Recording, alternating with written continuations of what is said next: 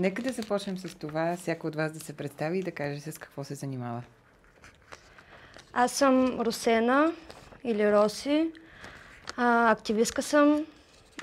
Работя за Български фонд за жените и имам бар. Страхотно. Аз съм Мани, съкратено от Мануела. Занимавам се с активизъм от доста време. Професионално от последните 3 за фондация Abilities. Занимавам се с комуникации, защото това съм учила и това ми е интересно да правя. Спомняте ли си конкретния момент, в който решихте да се занимавате професионално с това, което в момента правите? Имаше ли нещо, което го провокира или просто го усещахте като призвание? Винаги, общо дето през целия ми живот, различни неща са ми активизирали чувството за дълг и чувството за справедливост. И мисля, че в един момент просто много такива случаи се натрупаха в живота ми. И за мен стана неизбежно да намеря някакъв начин, по по-структуриран начин да се свържа живота с каузите, в които наистина вярвам. Сещаш ли се за някоя такава конкретна история, която ти е останала в съзнанието като първа причина или първи инстинкт ти се е активирал за чувството за справедливост? Мисля, че в моите причини има нещо много егоистично. Винаги съм искала да имам достатъчно добри аргументи, с които да мога да говоря с хората, които иначе съвсем интуитивно знам, че не са прави за едно или друго нещо. Защото пък аз много обичам да си говоря. Активизма или работата за каузи принципно ми дава тези инструменти, малко по малко през живян опит.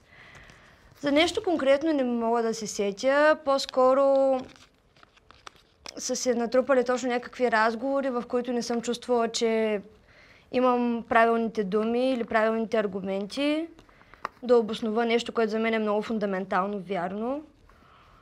И малко по малко си изпитах нуждата да ги намеря. Мани, при теб, спомниш ли си началото? Началото беше когато се родих. Не, всъщност, аз, как да кажа, смисъл, за мен справедливостта винаги е била кауза на живота ми. Винаги съм имала едно много, как да кажа, силно изявено чувство за справедливост за почти всичко в света. И дори като дете, защото аз съм родена с увреждане и затова се базикам, че започна с раждането ми, но тъй като съм родена с увреждане, някакси съм била различното дете в детската градина, в училище. И покрай мен никога не е имало много различни деца и винаги аз съм така обирала, как да кажа, хейта и неразбирането и винаги ми е трябвало да се обяснявам защо, как, кое на какво се дължи, защо съм родена така, защо, нали, и да отговаря на някакви обидни коментари. И си спомням един от първите пъти, които видях, че има хора като мен, защото аз съм от много малък град. Беше когато се запознах с моя съученичка, която беше получила епилептичен пристъп и беше припаднала и беше си изгорила ръката и беше загубила част от ръката си. И ние като се запознахме си хванахме ръцете, защото моята ръка няма пръст и нейната ръка също нямаше пръст и когато се хванахме и бяхме като любовна такава, някакси си паснахме. Там, където на мен ми е подуто, на нея беше вдлъбнато и осъзнах, че ние сме някаква общност, има нещо между нас, което ни свързва и някакси това чувство за свързаност започнах да го търся просто през годините. И двете споменахте силното ви чувство за справедливост. Много често, когато работим в този сектор, може би имаме усещането, че живеем сред много несправедливост. И ми е интересно вие как се справяте с тези моменти, в които имате чувство, че справедливостта не успява да победи. Има ли такива случаи в работата ви, в личния ви живот? Със сигурност, да. Има такива случаи постоянно и непрекъснато. Понякога, няма да лъжа, много ме боли от това. Мисля, че има... В смисъл, ние много често ще говорим за някакви много конкретни битки, които водим. Хайде сега тук да има някакви малко по-нормални условия на живот за едни хора или някакви права за други хора или нали, нещо конкретно да постигнем. Но истината е, че живеем в фундаментално несправедлив свят. То е даже като функция на света, в който живеем по някакъв начин. Следователно това изглежда изключително непроменимо. И много често хората ще се опитат да ти кажат, че е непроменимо, с някакви такива за мен доста смешни аргументи. И ти трябва постоянно да си напомнеш, че това е променимо, но трябва малко да избягаш от егото си и да си кажеш, окей, то е променимо, но може би няма да е в рамките на моя живот, което не означава, че не трябва да работя в тази посока. Да. За теб, Мани? Не знам, много е трудно. Искрено.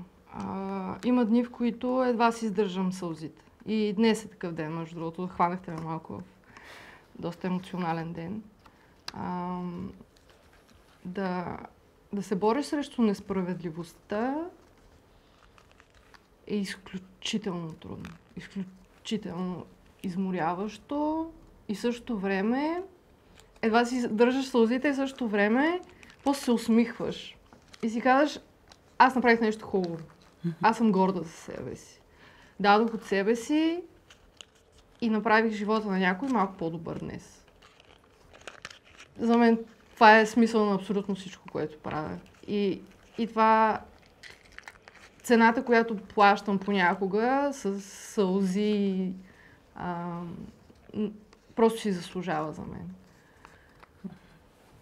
Света е, както Роси казах, ние няма да спрем да живеем в свят, който, поне в нашия живот, не виждам как може да спрем да живеем в тази реалност, но това, което може да направим е да сме малко по-добри днес и да направим нещо малко по-добро днес и евентуално лека по лека, капка по капка, както казват хората, да знаем, че си струва цялото нещо. Този живот не сме го живели, е така просто да минем през него, да хапнем, да пинем, може би да се влюбим, нещо такова. Не, че имам нещо. Да. Много обичам да си хапвам. Това ми е любимото. И да съм влюбена. Но да, има екстра работи, които допринасят за цялото преживяване. А сещате ли се за истории, в които може би справедливостта за вас е победила и това ви е дало мотивация да си кажете, окей, значи няма да се отказвам? Някой конкретен случай, в който сте успяли да преборите ситуацията?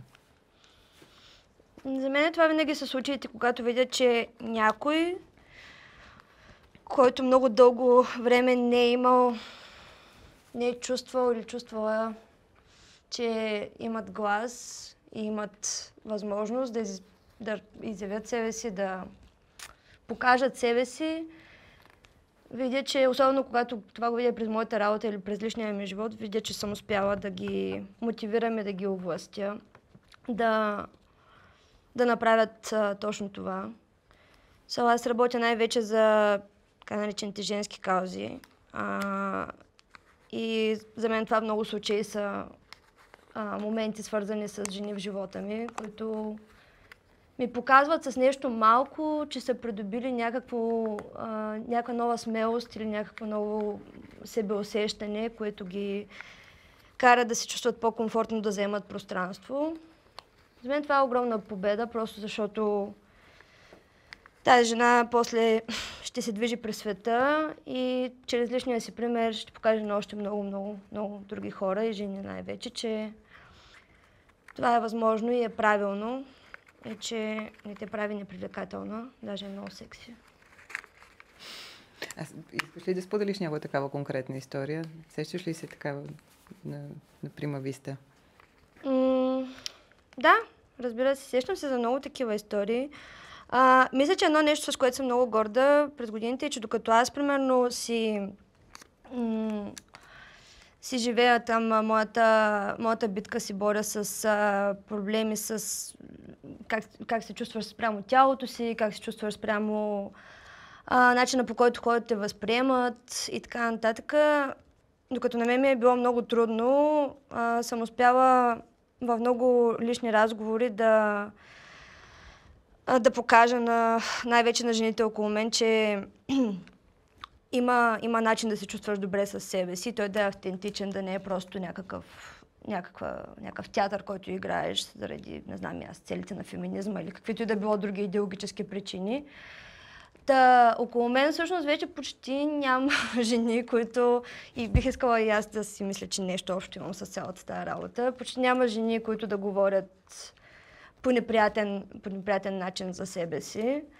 Напротив, обградена съм с жени с супер голямо самочувствие, с много големи усти, много говорят и които са страшно секси и привлекателни и мили.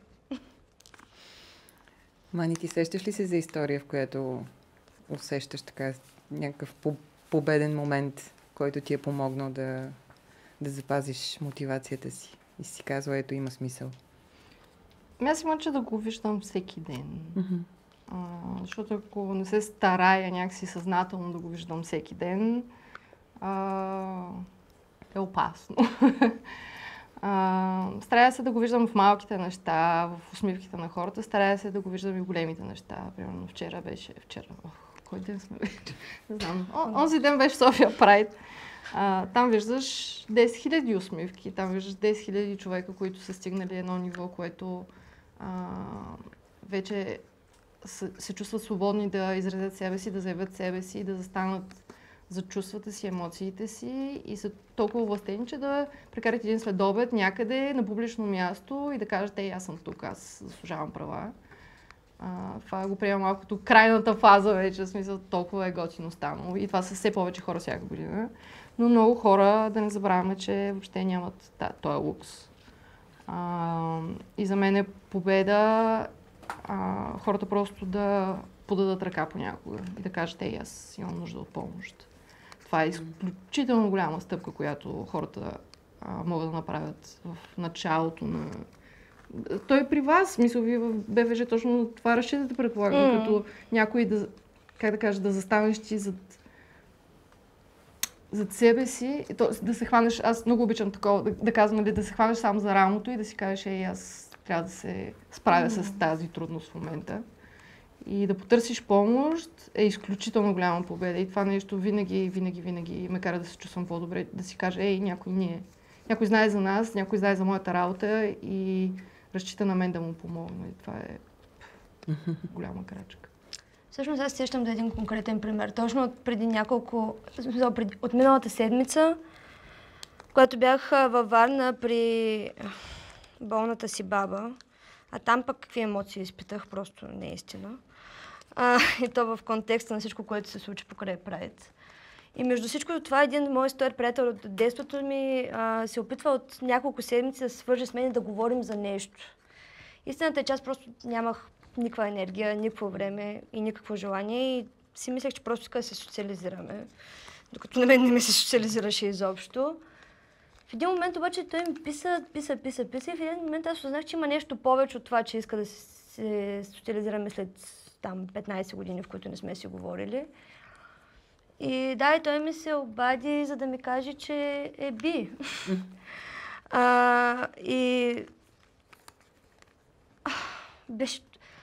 Той просто го изрече на FaceTime, изрече го и беше толкова щастлив. Просто защото видимо е виждал през годините, че си поствам някакви неща, че това публичната ми персона показва, че освен че аз самата съм queer, съм окей, с всичко това. И реално, въпреки че не сме си говорили от 15 години, аз съм първият човек отвъд семейството му, на който той е казал. И Много ми беше приятно, че можах да бъда за него някой, който наистина да му даде усещане за сигурност. Независимо дали сме се отдалечили или не. А в тази връзка, вашите близки подкрепят ли ви, усещате ли точно това, което ти спомена? Не само от приятел, от семейство, от всички, които са ви така по-приближени. Подкрепят ли ви в това, с което се занимавате също така? По-скоро да. Въпреки, че не бих казала, че го разбират дълбоко и структурно. Подкрепят го, защото са добри хора. И разбират нуждата ми да бъда човека, който съм. Разбират и на човешко ниво, въпреки че понякога не я разбират на идеологическо, политическо и по всякакъв друг начин. Което за мен е достатъчно, защото отваря вратата за възможни разговори. Сега тези разговори понякога няма да лъжа, са нараняващи. Защото точно когато си отворил вратата към близките си, сте показали някакво ниво на разбиране, в един момент могат да те... И точно когато си отворил, така се каже, и себе си и си свалил някакви прегради, понякога могат да ти кажат нещо изключително нараняващо, което просто да ти стъписал от всякъде и да те върне на кота нула. Но бих казала по-скоро, че имам късмет, който късмет не мисля, че много хора от нашата общност имат, така че съм благодарна. Мани, ти чувстваш ли се така? Мисля, че моето положение е много подобно. Аз съм много самостоятелно човешко същество от много малка и някакси никога не съм искала да трябва да се обяснявам на никого. Защо правя това? Как го правя? По какъв начин? И според мен близките ми го знаят. Знаят, че ако имат нещо против, те знаят, че аз знам най-добре за себе си, което аз много го оценявам. Никога не сме, никога не сме водили спор или нещо подобно. Просто те знаят, че аз знам какво е правилно и аз ще го направя най-добре.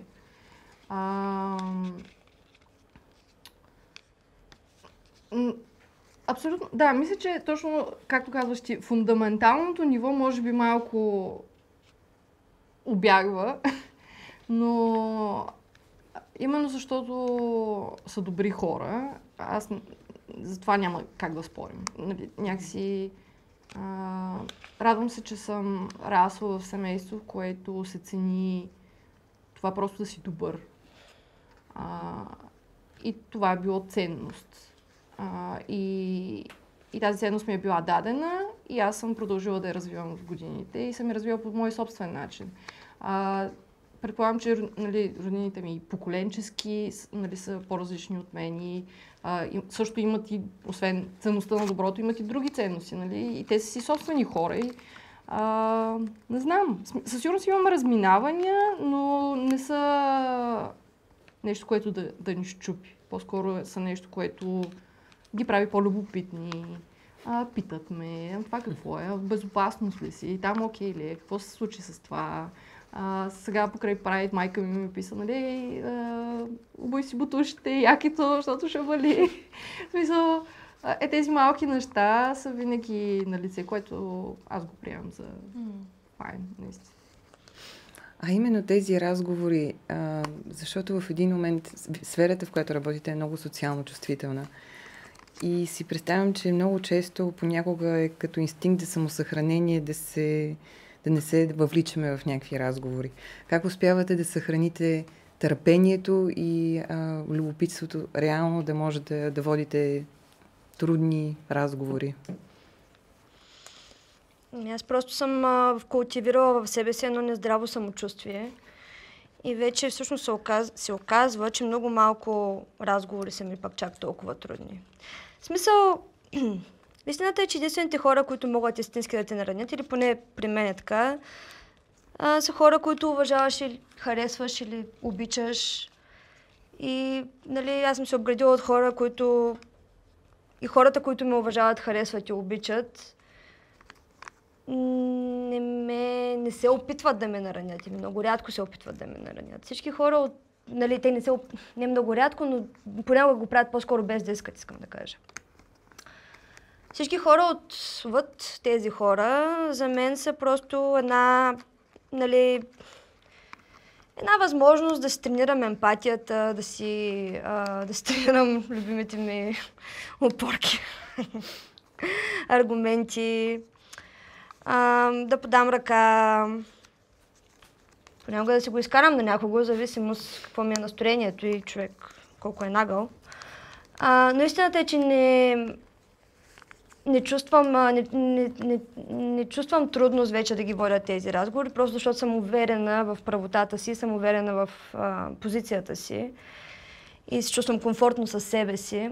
Наскоро точно това си мислех, че може би едно от нещата, които най-много трябва да култивираме в нашата общност, нашето движение, точно хората да имат самочувствие и то в свят, който постоянно по някакъв начин те съди и те кара да се чувстваш зле с някакви фундаменти на твоето съществуване. В момента, в който култивираш автентично самочувствие, реално много малко неща могат да те наранят. Така е. Май стигнах до някъде. Че по едно време бях много загубена. Мани, ти имаш ли, срещаш ли трудности да намираш желание и енергия да говориш с хората, които може би са на различно мнение? Зависи от за колко различно мнение говорим. Аз вече през годините съм добила, усет с кого мога да проведа разговор, дори дебат, ако трябва, и с кого просто не си заслужава. Това е нещо много ценно, което според мен повечето активисти развиват с годините, да знаят къде да налееш енергията си. Коя битка си заслужава и коя няма какво да направиш за нея. Нали, нещата, които не можеш да промениш, просто да ги пуснеш някакси. Много е трудно също, защото, както казах, това чувство за справедливост и да оставиш някой да се размине покрай теб и да не му обясниш за патриархата и нали? Много е трудно. Обаче някой път просто не си заслужава наистина. Хората, с които мога да го говоря и с хората, които си заслужава да го говоря, го правя. Старая се да обяснявам, да давам лични примери, да казвам аз през какво минавам, хората, които познавам през какво минават. Защото когато говоря за някакви такива то не измислени, ами някакви хипотетични ситуации, ама ти знаеш, че 15% от хората това или 20% или това е много impersonal и някакси колкото и дата да им дам на тези хора, нали, колкото данни да им сипя, това е, как да кажа, малко е безчувствено. И се старая да кажа, ами не, аз ходя на Прайд, защото така и така. Или моите приятели, които са претърпели такова и такова, за тях е важно да има... Нали. Защото аз виждам, особено сега последните години, тези да се противопоставя традиционното семейство срещу ЛГБТ и хората. И аз съм... И ние имаме семейства. Защо това са две различни неща? Защо трябва поход за семейството и Прайд да са противопоставени по някакъв начин? Аз съм изключително, как да кажа, обичам си семейството, защо ме карате да ме изкарвате против него. Всеки от нас има, как да кажа, имаме тези нужди, съвсем базисни нужди да се чувстваме безопасно, да се чувстваме приети и обичани. Никой човек, аз не познавам нито един, който не иска да бъде в безопасност, не иска да бъде обичан или нещо такова. Всички го искаме това нещо. И не мога да разбера защо трябва да споря за някакви такива работи. И си казвам, не, аз обичам както ти обичаш. Аз се смея по същия начин и не виждам защо трябва ти да си друг или аз да съм друг. Някакси това е основното нещо, което си мисля, че някакси мога да кажа на хората, с които провеждаме разговор за тези работи. И оттам нататък вече, ако те на някакво съвсем ценностно ниво не могат да разберат това. Не знам вече дали си заслужава да продължаваме разговора. Да, това е много ценно. Между другото, малко се оптимизират усилия към резултат и смисъл. Мисля, че понякога чувстваме отговорност да, нали, да, така да се каже, да адресираме всяка ситуация, да се включим в всяка ситуация. Наскоро един познат, с който така си дебатираме от време на време, беше дал един пример, който него страшно много го вдъхновява. И що и ние така не правим. За някакъв човек в Щатите, който би успял, инфилтрирайки Ку Клукс Клан, да промени 200 човека, нали, да излязат от Ку Клукс Клан. Той горкия човек, на всичкото отгоре е, нали, афроамериканец, да си представим, нали, какъв ужас е преживял, нали, за да може да постигне какво. Решил ли е расизма в Щатите? Не. Успял е да дерадикализира, и то не е ясно до какво ниво, 200 човека. Каква емоционална енергия и може би унижение му е коствало на този човек да направи това, нали, не бих могла дори да си представя. Няма проблем, ако някой от нашата общност, нали, някоя майка Тереза реши да ходи и да радикализира, нали, всякакви хора, нека го направят, нека го направи, но не мисля, че това е добра стратегия за справяне и за активизъм. Не мисля, че трябва да изискваме от себе си и от колегите си и приятелите си да бъдат такива. По-скоро трябва да мислим в контекста на общността, на политиките, на солидарността, да си практикуваме ценностите всеки ден и така нататък. Но все пак да слагаме някакви здравословни граници, които все пак и нас да нас запазват, защото най-голямата ценност в нас е ние да можем да останем в този мувмент възможно най-дълго време. Тоест, трябва това да се грижим за собствената си сигурност, всъщност гради устойчивост на нашето движение. Има ли умора от работата? Не. При вас? Аз съм чела. Въобще не припадам.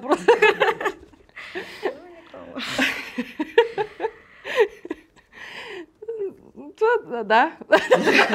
Да, следващия въпрос. Не знам това.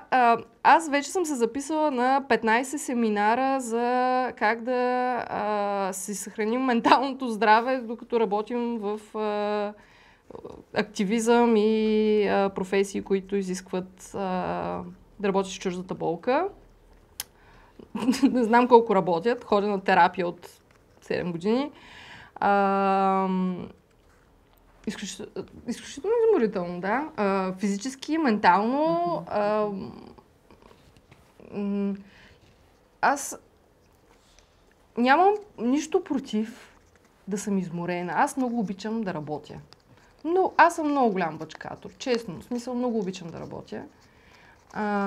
Обаче е много, как да кажа, много специфично. Не знам дори как да го обясня на човек, който не се занимава с нещо подобно. Предполагам, че някои психолози, психиатри, може би...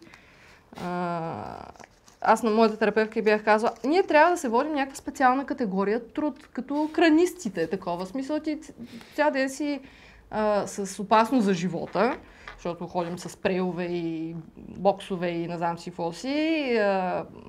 Фашисти си ме спират по улицата и си ми подвикват и си позволяват какви ли не неща да ми говорят, слава Богу, само. Тоест, имаме опасност за живота, имаме работа с жертви на насилие, хора в ужасно пократителни ситуации, които аз дори не съм си представила, че може на някого да му се случват. И да, трябва да сме някаква специална категория. Не знам, или да ни дават как кисело мляко, като по заводите, такова, като работиш с някакви. Не знам, някаква специална грижа ни трябва. Отдел грижа за активистите, нямам идея. Да, изморително. Тъй като тази работа е и физически, и емоционално, и ментално изморителна, и тя не е нещо, което може да си тръгнеш в 6 след обяд, 6 вечерта. Как вентилирате? Тоест, ти спомена, нали, записала си на курсове, ходиш на терапия. Успявате ли да намерите времето за хобите или нещо друго, което да успеете така да чувствате, че ви съхранява психичното здраве или, не знам, може би приятелства?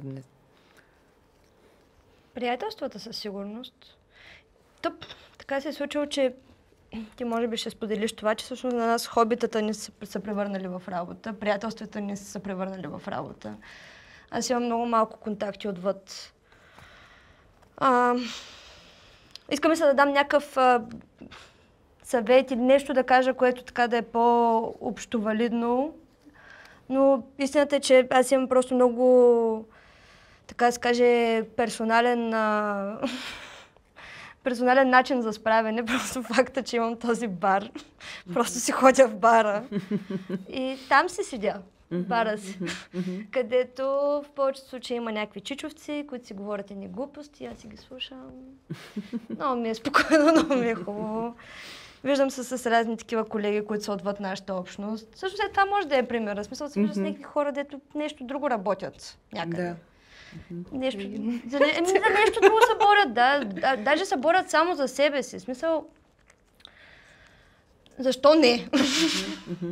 Нали, ние всъщност можем да се отнесем и към хората, които не работят за каузи, защото ние, работейки за каузи, всъщност работим и за себе си.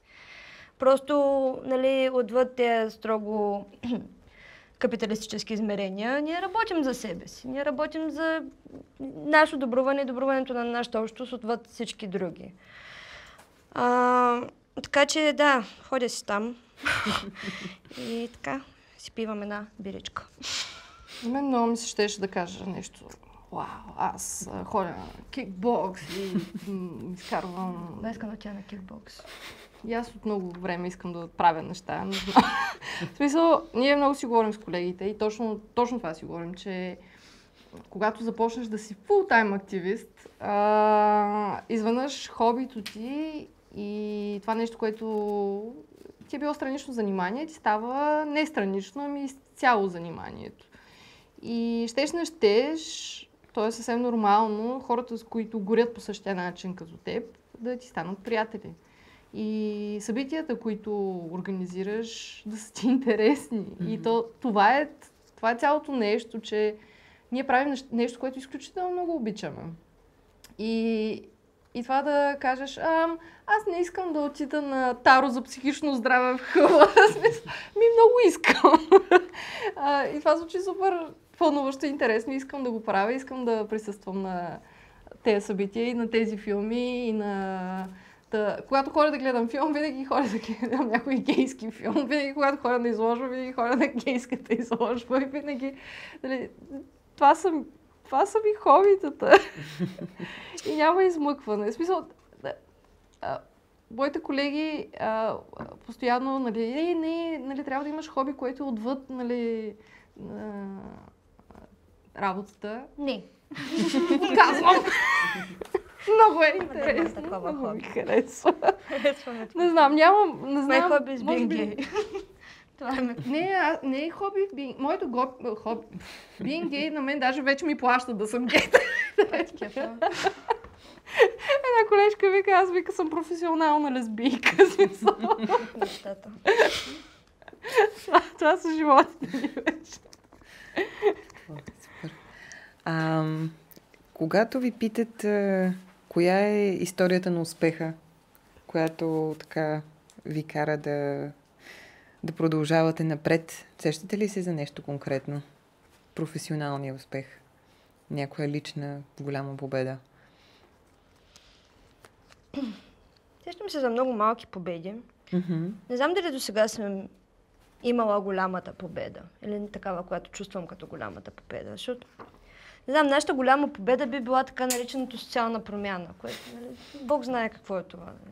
Неясно. Знаем само, че не е сега. Mm-hmm. Да е. Нали? Но сещам за много малки победи. Преди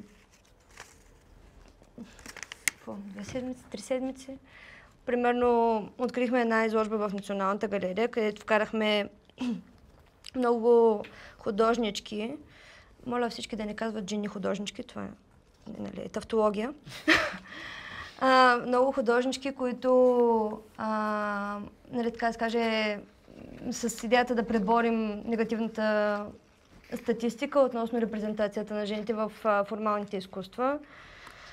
Моят бекграунд е в история на изкуството, така че аз имам някакъв личен интерес в тази сфера и самия процес беше много трудоемък, много мъчителен по някакъв начин. Имаше много части, които трябваше да се напаснат. И така се случи, нали, че аз до голяма степен износих този процес. Естествено, в никакъв случай не сама, но аз до голяма степен отговарях за него, което само по себе си беше доста, нали, напрежение. И да, и в момента, в който най-после се разходих, на следващия ден след откриването, разбира се, разходих и видях всички неща там, в това все пак толкова знаково пространство, то по-златен дворец. Колкото и да е по някакъв начин безумно, то си е знаково, дали на нас не харесва или не.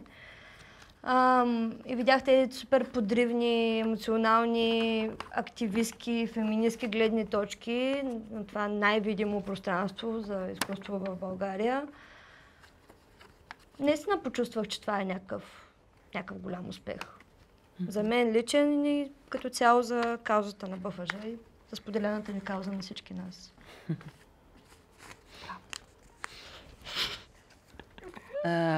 Като спомена общността, ако помислим малко върху нея, по какъв начин си помагаме и по какъв начин си пречим?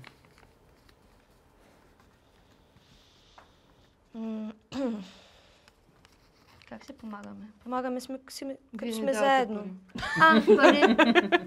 С пари си помагаме. Основно е това всъщност. Всичко е за пари. Сорос. Да, помагаме си през общността си мисля. И през връзките, които правим, през разговорите, които водим. Усещането за споделеност на преживяванията и на емоциите. Това е всъщност най-голямата помощ. Те оттам всъщност проистичат парите. Всъщност те са някакво формално такова едно скучно измерение на това, че примерно и ние като БФЖ сме разпознали, че споделяме на ценностно ниво много неща с Белитис или с други организации, с които работим. Ние не работим с хора, които не уважаваме и чието гледни точки смятаме, че няма смисъл да бъдат чути и видяни. Между другото, това е много тема, която много малко се говори и реално аз смятам, че точно всъщност изключително много се говори за финансирането на НПО-то, но това е много непозната тема за много хора и всъщност те не мислят за някакви олигарси, където ходим на почивки. Това много кефи. Да, искам това да си мисля. Ходя през София и ме мислят за, не знам, реститут, не знам нещо. Но нашата работа, ние не продаваме нищо. Аз съм работила работи, където съм продавала безумни работи, безумни неща. Някакви изключително ненужни на никому неща. Аз съм правила козунаци. Това е нужно. И фрешо. Но не знам. И никой никога не ми е казвал твоята работа, ти си имаш парите и, нали, а пък съм взимала тройно повече пари, от каквито взимам сега. И съм правила нещо толкова нелепо и толкова ненужно. И никой никога не се е хванал да ми обяснява аз как взимам пари за, нали... За козунаци. Вафли. Примерно. И сега изведнъж правя нещо толкова, което аз чувствам толкова смислено, нещо, което прави истинска промяна и изведнъж НПО-тата с техните финансирани от Европейския съюз, милионите, не знам си какво си данъкоплатци. И аз съм... Но това е толкова нужно. Ние нямаме търговска дейност. Защото не изглеждаме производителни, това е проблема. Да. Но това е, ние какво произвеждаме? Произвеждаме ето и социалната промяна. Портрети на Сорос. Никой не знае какво е. И най-накрая да работя работа, в която има толкова много смисъл и сега някой ми прави проблеми, че взимам пари за нея. Уау, нали? Да, много благодарим на БФЖ за Няма защо. И реално сега се връщам и тичах до тук и затова съм толкова емоционална, защото именно с фонда на БФЖ помагаме на хора, които са бежанци, на ЛГБТИ бежанци. И току-що чух история на гей момче, което е било затворено 7 дена в една стая от баща си, който искал да го излекува от хомосексуалност и избяга от държавата си и е тук в момента и ни е намерил някакси и иска да му помогнем. И това е живота ми днес. Сгъвам жерави и помагам на бежанци. Може да ни помогнете на нас, защото си говорим за как си помагаме. Разказвайте ни по-често за тези неща, защото ние не работим с хората, не работим директно с хората, които имат нужда от подкрепа в някакви ситуации. Следователно за нас е много трудно понякога да... В смисъл, в това идва за вас, примерно хората, които предоставят или пък социални услуги, такъв тип организации, много по-лесно според мен намират мотивация в ежедневните си битки, но пък са и много по-уязвими на нараняващи и други ситуации. Но да, ако ни разказвате по-често и ние да се почувстваме, че нещо правим отвъд един банкомат. се превърна в любовно писмо към БФЖ. Мисля, че за всички е важно да си разказваме и за успехите си. Принципно, аз не го казвам толкова по този начин. Наистина, за да си разказваме успехите помежду си, за да се мотивираме и ни други. Ти, Мани, спомена нещо, което така или иначе много пъти сме обсъждали за целия сектор, който не е правителствения сектор, че има много негативни нагласи, обществени нагласи, че това са просто едни хора, дето взимат едни пари по едни проекти и след това нищо не вършат. Реално имаме такива примери за такъв тип организации, които, нали, сме свидетели, че дори да имат добри намерения, не са успяли да постигнат не са положили усилия да постигнат някакви резултати. По какъв начин можем да ги различим или как можем да ги видим, така че, нали, да променим средата? Ами да много лесно се личи кой прави нещо и кой не прави нещо. Това според мен съвсем, не знам, съвсем е obvious за мен. Със сигурност има. Аз не казвам, че НПО-тата всички са супер. Още, че за външните хора хищ не е obvious. Така? Ето, примерно, един пример. Ние, както нали, работим за Закон за защита на домашно насилие, от другата страна, в работната група, в която бяха поканени всички организации, не всички, но тези поне, които предлагат социални услуги, бяха поканени и така наречените организации на бащите, които се борят срещу родителското отчуждение. И това беше, така да се каже, другата гледна точка. Те са НПО-та, имат там някакви финансирания, Бог знае откъде. За мен, между другото, не е добро упражнение те да ни търсят ние откъде имаме финансиране, ние път да им търсим те откъде. Смисъл, от гледна точка на публичния дискурс, мисля, че това не е супер продуктивно. И не искам да се вкарвам въобще в такива разговори, но по-скоро, нали, това им е каузата на тях. Те едва ли не са бойте с едни бащи, на които са им отнети едни деца и те горките, нали, сега и правят всичко, за да си върнат дечицата, защото са едни тъжни, самотни родители. Сега това, че огромна част от тези хора са осъдени за насилие и така нататък. Нали, има някакви причини, поради които това се е случило. И че те помежду си 5 човека са направили 10 НПО-та, които функционално, нали, има смисъл да са толкова много. И това, че те са поканени на същата маса, на която са поканени организациите, които... И жените, които са от другата страна. Да. И те трябва, нали, да си дебатират така, нюансирано, спокойно, нали, за домашното насилие, да си поговорят. Нали, това показва, че остави, нали, че така по-широкия спектър от хора не съм съвсем наясно как да разграничат различните каузи, различните контексти и така нататък. Нали, на институционално ниво те не се разграничават. Защото, нали, те организациите не са поканени с референдум, те са поканени от хора с някакъв тип експертиза и, нали, така се каже, нали, подкрепени по някакъв начин институционално и политически. Да бъдат там и да си дадат гледната точка по този въпрос. Така че, но за мен може би нашата стратегия в тези ситуации е добре да е някаква по-скоро на неутралитет, така ми се струва. Не искам да се ангажирам с тези хора, сякаш техните позиции са валидни или достойни за какъвто и да било диалог. В момента, в който се окажем на едно и също пространство, в един и същи разговор, става пределно ясно кой за какво работи и за какво се бори. И кой реално работи. Докато това не се случва, ако трябва да съм честна, въобще не мисля за тях. Мислейки си вече конкретно за организациите и като част от, нали, две много важни организации, какво мислите за възможно ли е да работиш с хора, с които споделяте една и съща кауза, но не мелите заедно брашно? Тоест не може някакси да се спогодите.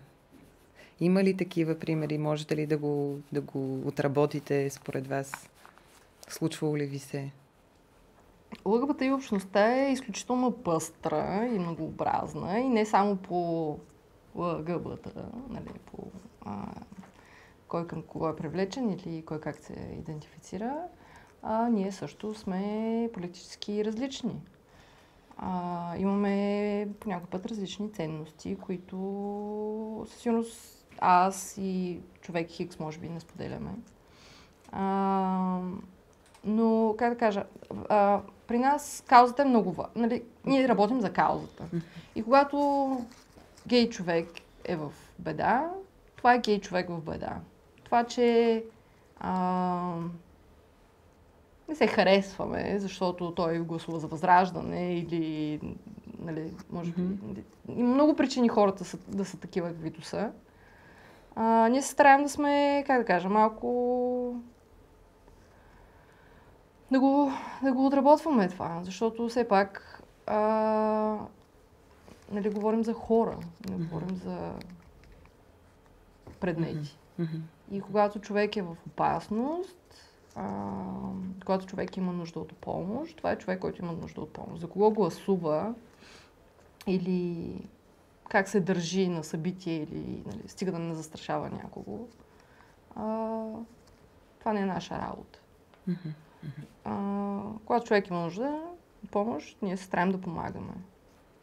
Друг е въпрос, нали, когато хора от общността са опасни или, нали, както всяка общност и гей хората могат да са всякакви. В никакъв случай не мисля, че това, че си гей те прави да е някакво извинение, това да си гаден човек.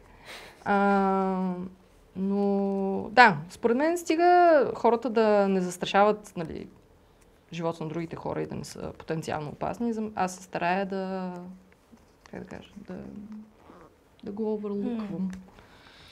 Няма как всички да сме на една страница. Но не може да се лъжим, че не е специално нараняващо, когато не срещаш разбиране от собствената общност. Това вече, нали, пак идва до това, нали. Ти так му си се свалил гарда и се оказва, че с някой, с който споделяте борба, всъщност някакво ниво фундаментално не може да се разберете. Но от друга страна, когато се кажат малко повече думи, ако те са добронамерени, в повечето случаи се стига до някакво ниво на разбиране. Днес е много важно как се казват нещата и с какво намерение. Деме, като говориш, защо казваш това, което казваш. Не точно какво казваш. Защото много хора често се крият зад семантика, като семантиката далеч не е въпроса. Така че трябва много да се внимава, нали, когато някой ти говори злонамерено, да не го пускаш. Да не му позволяваш и да го посочиш. Виж какво правиш в момента. Не ми харесва. Не си влязъл в този разговор с добри намерения. Специално при нас феминистките, в повечето случаи, ако вземеш някаква представителна извадка на жени, които се наричат феминистки от всякакви краища наляво надясно и ги сложиш в една стая, ако са 10, ще има 10 вида феминизъм. Може би това, което ще ги обедини, е факта, че всеки един човек, който не се идентифицира с феминизма отвъд тая стая, ще им каже на всичките, че всичките изповядат един вид феминизъм и той е много неприятен, нали, това, което хората ще кажат. А те всъщност 10 са много различни. Ние това със сигурност го виждаме през нашата работа, подкрепяйки женското движение, защото да подкрепяме женското движение не винаги означава да подкрепяме първо само жени и не винаги означава да подкрепяме хора, които се идентифицират като феминистки изобщо. И когато се съберем с тези хора на едно място, примерно когато имаме среща на нашите партньори или нещо такова, винаги се получават някакви много интересни разговори и търкания и възможности за диалог, които за нас са много ценни. Те много рядко всъщност са нараняващи, защото хората наистина така им пука. Така че, щом на хората им пука, няма какво да стане. Лошо. Също и при нас. Аз много често, примерно, съм изключително изумена как, примерно, хора, които са част от ЛГБТ общността, примерно, не приемат небинарни транс хора. Нали? Не, това за мен е. И имат риториката на хората, които говорят срещу гей лесбийки, примерно. И казват, нали, това не се раждаш, нали, това ти си го избираш, ти се мъчиш да си интересен и така нататък. Има такива случаи. И наистина е доста неприятно, защото ние се стараем да сме изключително включващи за всеки един от общността. И когато на едно място се съберат хора, които отричат небинарните транс хора и небинарни транс хора на една маса, за да направим някакво събитие, не е оптимално, но се стараем да обясняваме, да кажем защо и точно чрез преживявания и точно чрез споделяне на истории. Според мен можем да застанем някакси на една страна. Надявам се. А работите ли с доброволци? Колко често разчитате на тях и как мотивираш един човек, който не е част от организацията да свърши тази работа, за която си го извикал? Тук си ти. Не работим. Ние имаме много доброволци, да. Работим с доброволци и работим с доброволци за много видове дейности. Както казах, и от София Прайд, където разчитаме на 40 човека за цял ден, така и разчитаме на някой да дойде да ни помогне с картинка, с изявление, с нещо малко. Между другото, доброволците, защото аз съм била доброволец толкова дълго време и по някой път доброволците имам чувство, че са по-мотивирани от мен да ми свършат работата. Защото аз вече съм примерно много изморена от да се боря с едно и също нещо, да повтарям, да правя и нали, аз много обичам да използвам един гиф на Тръмп, между другото, който казва sounds good, doesn't work. Нали, звучи много добре да направим поредната кампания за еди какво си, обаче правили сме го вече, не става, не работи, изтощена съм и примерно идва някой доброволец и казва, не, аз ще го направя наново и ще видиш как ще стане готино. И е супер яко. Много обичам доброволци да ни вършат работата. Сещаш ли се за някоя такава история и някой доброволец, който винаги ще помниш?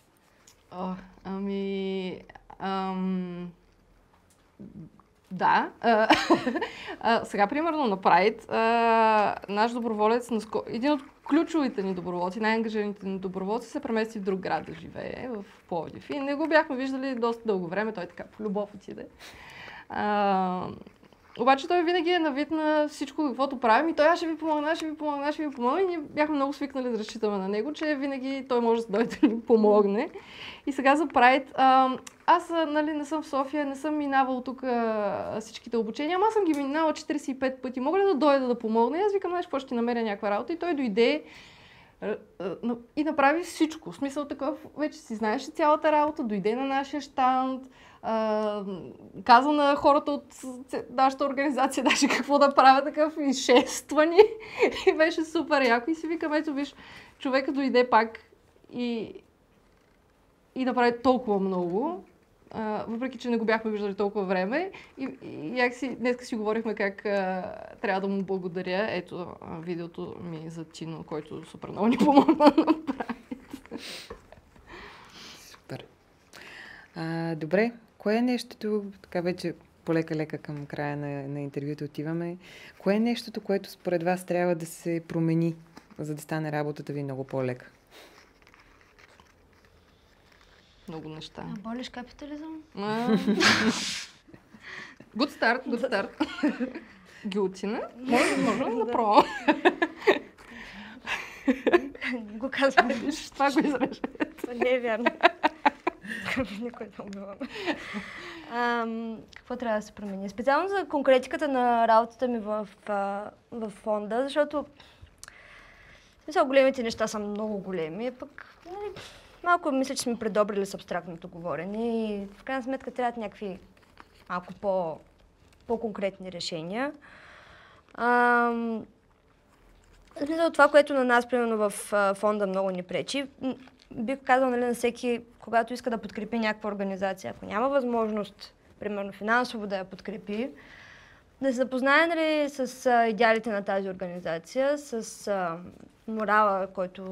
моралната рамка, която седи зад тази организация или колектив, и да види как в личния си живот може да практикува тези идеали и този морал. Те вече в повечето случаи някъде са разписани, може да намериш някакви конкретни аргументи, защо това е по-скоро добро.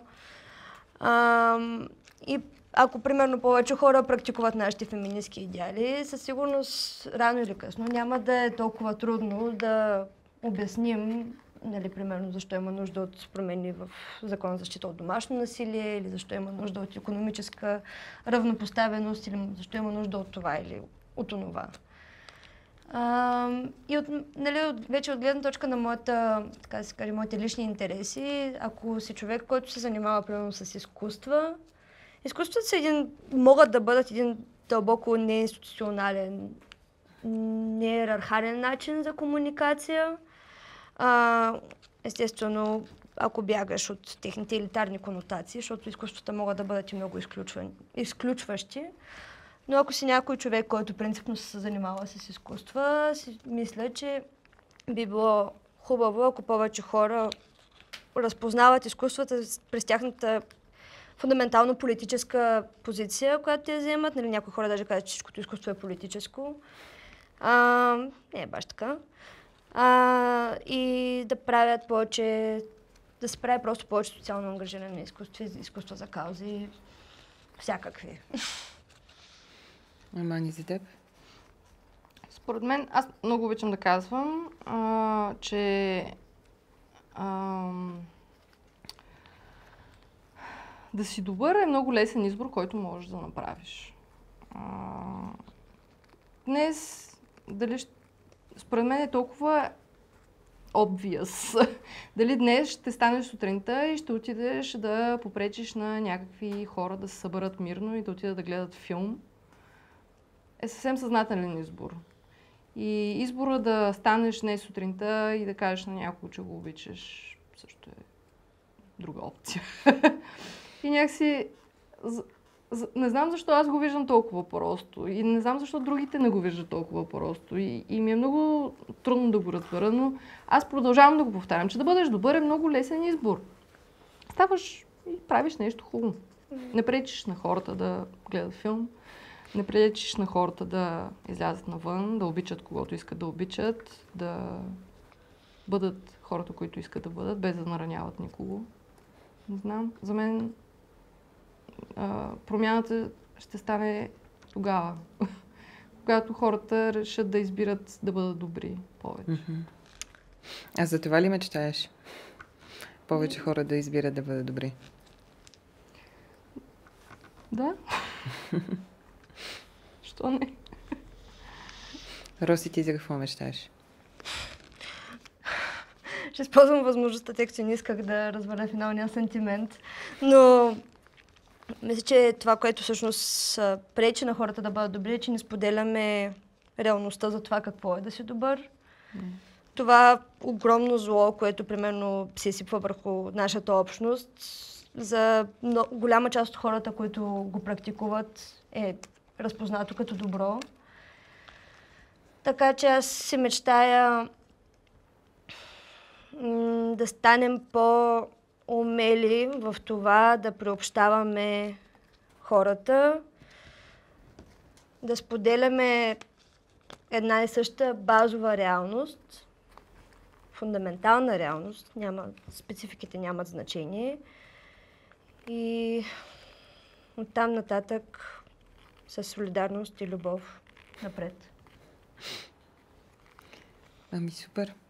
Мисля, че запълнихме доста дълъг разговор. Аз мога да ви задам още 1000 въпроса, но се притеснявам, че никога няма да приключим. Фигурка абсолютно си измислих много. Така направих някакви работи. Опитах се да измисля някакъв нещо друго. Не успях. Аз мисля, че направих сърце. Жера. Крайна сметка. В смисъл, ти си абсолютен гений. Как изобщо? Как? Нямам пръст. Човек, what the fuck? Откъде на къде ти реално е Жера? Не баш същия Жера, но е малко... такъв като мен малко му липсват някакви.